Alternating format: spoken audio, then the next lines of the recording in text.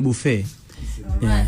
For the love of the game, for the love of the industry, music industry, nimeposti kwenye social handles zangu nyingi tu kwamba leo tutakuwa na Chui Rayvanny, Vivan Boy.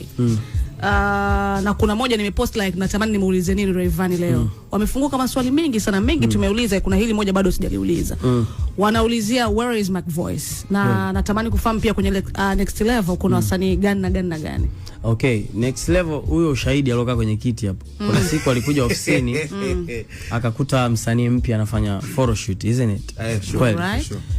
Kwa na so mmoja kuna wasanii wengi sana ambao wanakuja pale tunawasikiliza. Lakini kwa sasa hivi ni huyo msanii ambaye tayari album yake ipo tayari, ana EP ipo tayari, ana mawe yapo tayari. He's a good artist, msanii mzuri sana ambaye tutamtambulisha. Speaking about Mac Voice, Mac Voice ni mdogo wangu na namkubali sana. Hata kama anaona hii interview anajua kwamba this guy he got love for me. Last time nimeonana na Mac Voice ilikuwa tumeshoot video ya wimbo wake wa mwisho nadhani. Ilikuwa ndo tulikuwa tumeonana na nikamwambia kwamba we have to plan a tour kwa sababu we Mac Voice tayari msanii mkubwa, tayari watu wanajua sana muziki wako. Mimi nilienda Mombasa, kila bajaji napita picha ya Mac Voice. Nimeenda Congo, same stuff.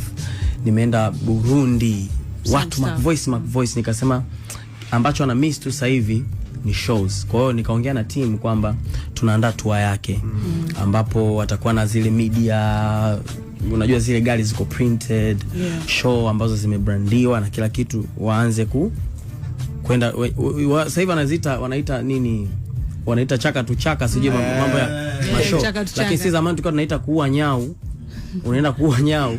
Sasa kuua nyau kwenyewe lazima, kwa sababu kwa level ya msanii lazima ujiwekee